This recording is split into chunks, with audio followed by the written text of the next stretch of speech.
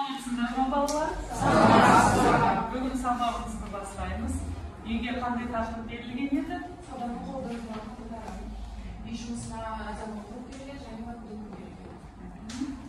Үй жұмысына берілген тақырып сауда орындары. Осы тақырыптан диалог құра білу керек еді. Қазақша сөйлеуіңізді дамыта білу керек еді. Сабақта бәрі түгел ғой? Көңіл күйлерің жақсы ма? Жарайсыңдар. Ал енді кім сол сауда орындарына қатысты диалог құрды? Кім келуді жерге бізге оймен бөліседі? Қазақша қандай сөз саптам жасады екен? Кім бар? Келе ғой, я? Саламат. Сендер қай тақырыпта құрдыңдар диалогты? Қарым-қатынас.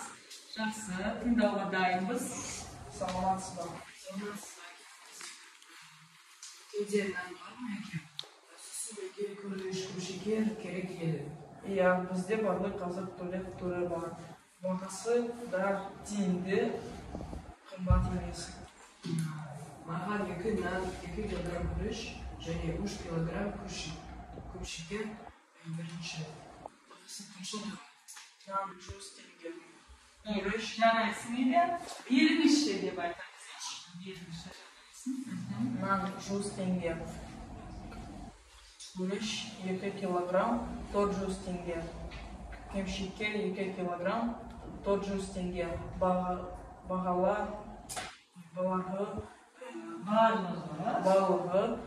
900 теңге болады. Келіңіз алыңыз. Сау болыңыз. Түсінікті болды ма? Барлығы 900 теңгеге азық-түлік сатып алды бізде. Салауат, жарайсың еді? Жақсы, отырыңдар. Түсінікті, ұғынықты айтады екен, жақсы. Рахмет балаларда. Кім қандай диалог құра білді? Келе алыңдар.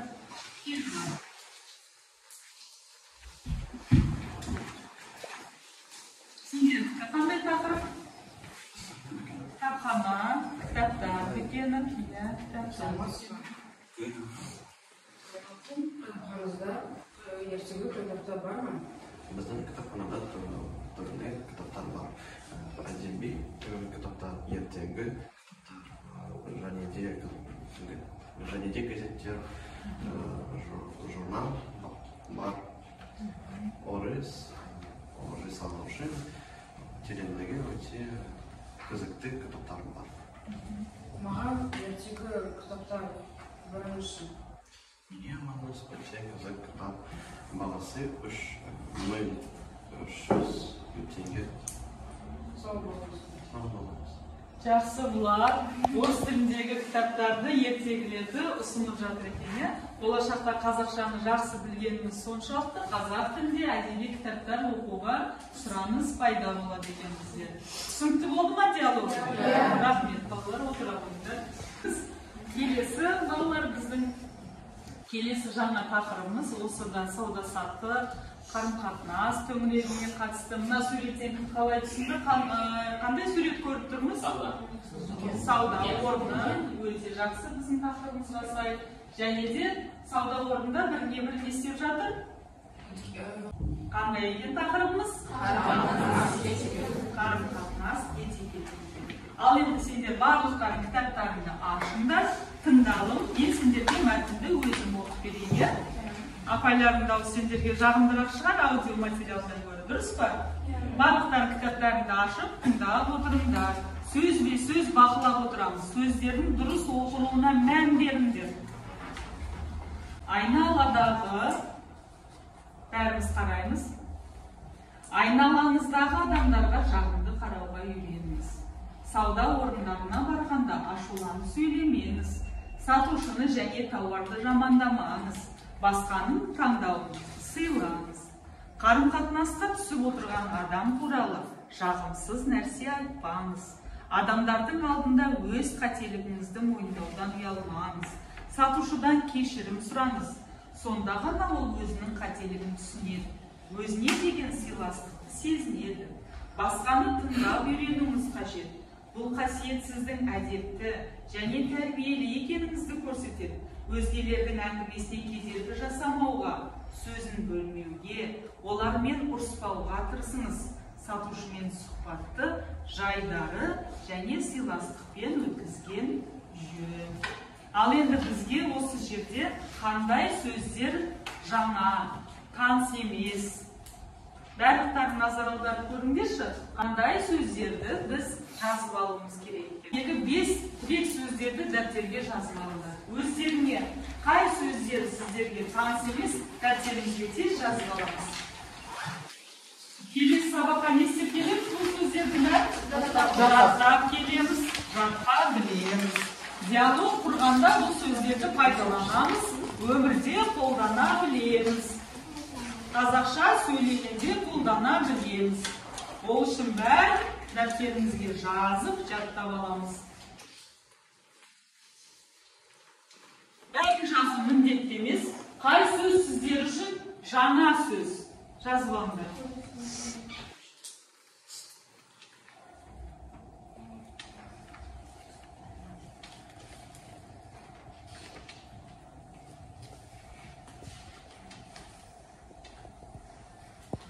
Жаза берсін. Біз Попс формуласы бойынша кітабымызға қараймыз да, өз пікірі дәлелдерімізді айта береміз. Кім айтуға дайын? Ал басқа балалар жаңа сөздерді жаңағы кітаптан алып, өздеріңізге таныс емес сөздерді жаңағы үлгі бойынша жазып ала беріңіздер. Ал жерге қайта қой. Менің ойымша, бұл мәтінде әр сатып алушы өзін сай білу керек. Әр дүкенге барғанда сатушыға сыпайы сөйлеп, алған затын жамандамай, сатушыға рахмет айтып және құрметтеу керек. Себебі мен оны қарым-қатынас етістігінен дәлелдей аламын. Өйткені бізді кішкентай кезімізден кедейлікке құрмет білдіру, кішкентайларға үлгі білдіру деп үйреткен. Үшінші сөйлемде онымен әр адам өзін ұстау керек деген фактілерін дәлелдей аламын. Мысалы, мені кішкентай кезімде әр үлкен адамды құрметтеуге үйреткен. Ал осыған байланысты мен бұл текстке, бұл мәтінге толықтай келісемін. Жарайсың жібек, өте жақсы. 10 балл беруге лайық болды, бүгінгі формативті бағасы жібектің. Керемет жібек. Енді кім дайын дәл осы үлгіде көбісті дәлелді пікірлермен? Менің ойымша, сатып алушы қарым-қатынас этикетті дәлелдеу керек. Себебі мен оны былай түсіндіремін. Сатып алушы дүкенге келген кезде сатушымен жағымды сөйлеу керек. Оны мен фактілермен, мысалдар мен дәлелдей аламын. Мен дүкенге келген кезімде мен сатушынан сұраймын, ол маған өте жақсы жауап береді. Сен жақсы қарым-қатынас құрсаң, сатушы да жақсы жауап береді. Жақсы. Соңғы? Осыған байланысты мен мынандай қорытынды шешімге келдім. Адаммен жақсы сөйлесем, онда сенімен жақсы сөйлеседі. Жақсы. Сәкен ағада 10 балл көріп алайық, өте жақсы, жарайсың. Бағалау дисциплиналарымыздікі мазмұнды ойын айта алды оқушыларымыз, дәлелді деректер кейтін алды, дәлелді жауап бере алды, 3 оқушымызға да біз 10 балл деген бағамен бағаладық. Ал енді біз ойымызға қарай сауда-саттық орындарында дұрыс қарым-қатынас керек екенін, дұрыс қарым-қатынас құру керек екенін топтық жұмыста тағы да көп жеткіземіз. Мұның бізде бірінші топ болсын, уақыт үнемдеу. Жіберткенен бері қараймыз. Бірінші қатардағы оқушыларға Семен Альтаевтан бері қарайды. Тақырыбымыз қандай екен? Сауда-саттық қарым-қатынастары қандай болуы мүмкін? Жағымды болуы мүмкін, жағымсыз болуы мүмкін. Бірінші топ мен тобында Альтаевтың тобында Orunda karın-қатынасы. Жібектер жағымсызды таңдады. Дұрыс па айтайын? Ал. Сөйлесеміз, келіңдер барлықтарың. Бала келе қойды.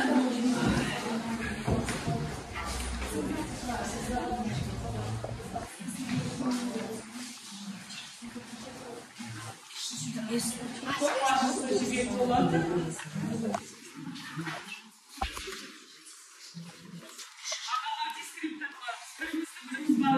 Айтайық келістік қой. Жібектің тобына бағалауды сендер бересіңдер. Жібек. Айтайықтың тобына бағасын сендер қоясыңдар. Дискрипторларды шығарып қоямыз.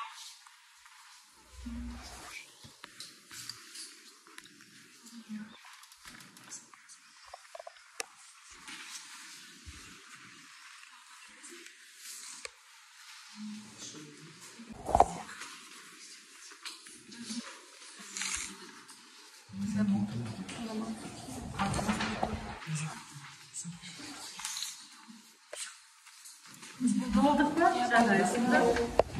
Сендер де болдыңдар ма? Жарайсыңдар. Ал енді орнымызға отырамыз.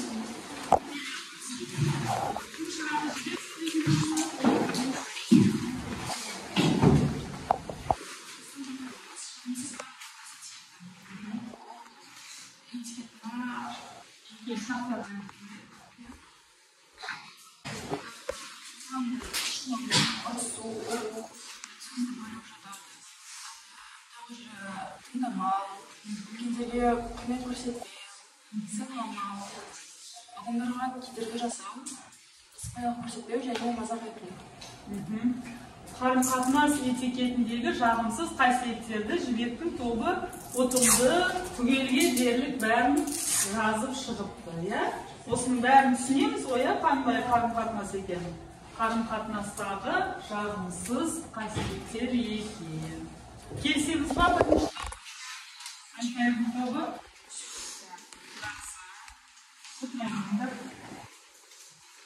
Екінші топ айтайық келе ғой.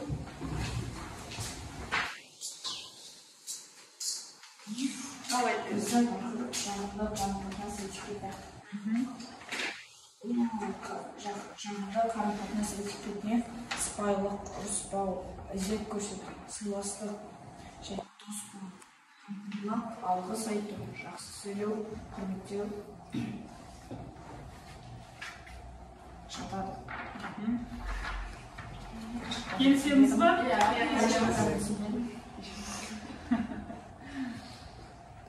Барлығына таныс қой осы сөздер, Жақсы, отырамын. Ал енді айтайық, сен бағалауға жібектің тобын дайын отыр. Жібек айтайылардың тобына бағасын бере қой. Қалай бағалаймыз? Мен оны бағалаймын, өйткені олар мағыналы және жақсы орындады. Жақсы. Барлықтарыңызға түсінікті ме? Ал енді дәптерлерімізді ашамыз. Кім қандай жаңа сөздерді, таңсыбек сөздерді жазып алған? Бүгінгі сабағымызда біз түсіндік. Дүкенге келгенде біз и вообще адам Вообще дегенде жалпы. Қысқырма сөз қосқым келсе жалпы. адаммен жағылар сөйлесуге керек. Жағымды қарым-қатынаста сөйлесу керек екен, Жақсы. Ал енді барлықтарымыз осы жаңа сөздермен қоса, бүгінгі тақырыбымызға сай, мынандай бір мақалды жазып алайықшы. Жақсы сөз, жарым ырыс. Жазамыз. Жақсы сөз, жарым ырыс. Хорошее слово, половина сделанного дела. Жақсы сөйлесең, інінен шығар. Жылы сөйлесең, жылан інінен шығар. Жақсы сөз жарым ырыс.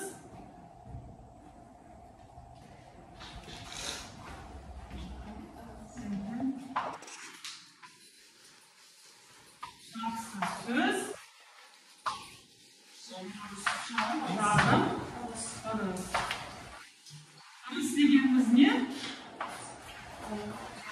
Нагро. Жаром это половина. Сунтуга. Хорошее слово. Половина добра. Половина сделанного дела. Буквально так нужно понимать. Это половина добра. Это жақындық қарым-қатынас жасау үшін, жақындық қарым-қатынасқа түсу үшін қандай қасиеттер керек екен? Балалар бері қараңдар. Мына жерде біз Альтаирдің тобын бәріміз қолмен қайталап шығайықшы. Көрініп тұр ма? Сыпайылық дейді. Қолмен қайталаймыз. Сыпайылық. Ұрыспау. Дос болу. Алғыс айта білу. Құрметтеу. Көмектесу. Ізет көрсету. Сыйластық. Қамқорлық жасай білу. Жақсы сөйлеу. Әдептілік. Бәріміз келісеміз ғой, иә? Осы сөздерді бізге дұрыс ұсынған екен. Барлық бұл топтағы оқушыларға қандай баға формативті қоямыз? 10 ұпай қоямыз. Себебі осы сөздің бәрін сендер жатқа білет, сөзді қорына қосып алып деп ойлаймыз. Ал енді сендер менің қарым-қатынастарым жақсы болу үшін қандай қасиеттерден қашу керек екен? Ашулану, ұру, сөзді бөлу. Сөзді бөлу дегеніміз не? Перебивать, когда человек говорит, тыңдамау, не слушаться, құрметтемеу, не уважать, сыйламау, кедергі жасау, сыпайылық көрсетпеу, мазақ ету. Обзываться, я мазақ ету деген дұрыс па или бұндай қасиеттерден қашуымыз керек екен. Бір-бірімізге қандай тілек тілейміз? Бәріміз бір-бірімізге тілек айтып, сабағымызды қорытындылаймыз.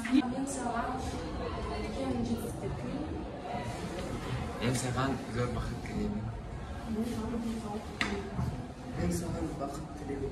Альтаир, атын айтамыз, иә, Әлем? Мен саған аспанын ашық, денсаулық мықты болсын деп тілеймін. Мен саған жақсы тілеймін.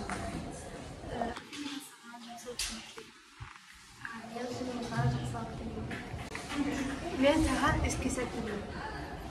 Не тіледі? Іске сәт. Сәттілік тілеймін. Сәттілік тілеймін. Мен саған жақсылық тілеймін. Мен бәріңе жақсылық және денсаулық, тағы жақсы қасиеттер тілеймін. Ой, жарайсыңдар. Бұлай көрсете аламыз ба? Керемет.